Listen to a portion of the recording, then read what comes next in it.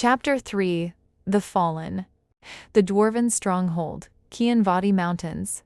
The great iron gates exploded inward with a thunderous boom. Dust and shattered stone filled the air as Zarek stepped through the wreckage, his crimson eyes glowing like hot coals in the darkness.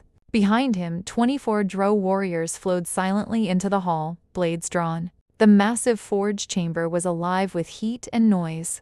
Rivers of molten metal ran through channels in the floor.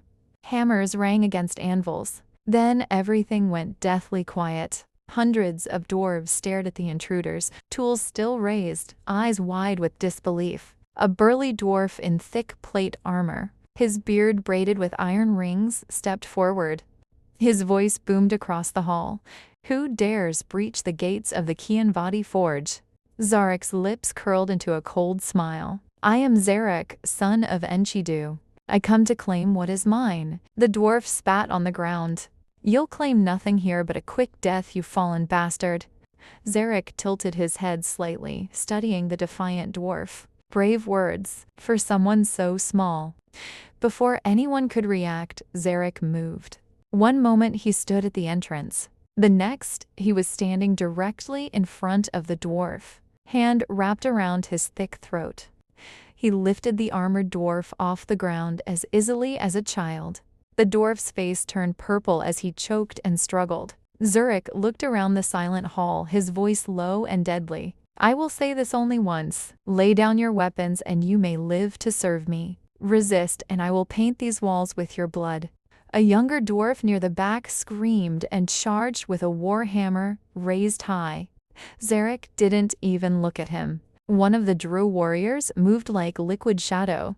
A curved blade flashed once. The charging dwarf dropped dead before he took 3 steps. The entire forge hall flinched. Zarek tightened his grip on the leader's throat. "Your name, dwarf?" The dwarf wheezed, barely able to speak. "Throgrim." "King Throgrim." Zarek leaned in close, his voice a venomous whisper. "Well then, King Throgrim, your reign is over." He threw the dwarf across the hall like a rag doll. Throgrim crashed into a rack of weapons and lay still. Zarek turned to the terrified crowd of smiths and warriors. "From this day forward, this forge belongs to the Shadow Legion. All master smiths and engineers will remain alive and continue their work under my command. Anyone who refuses—" He let the silence finish his sentence. A terrified silence filled the hall. Then, one by one, hammers and axes began to clatter to the stone floor. Zarek breathed in deeply, feeling the fear and despair in the air like warm wine in his veins. His power stirred for the first time since the banishment.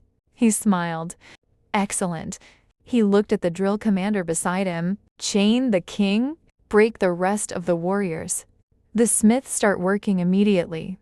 Zarek turned and walked toward the largest forge, running his hand along the burning hot metal. The first step was complete. The Shadow Legion now had its own forge.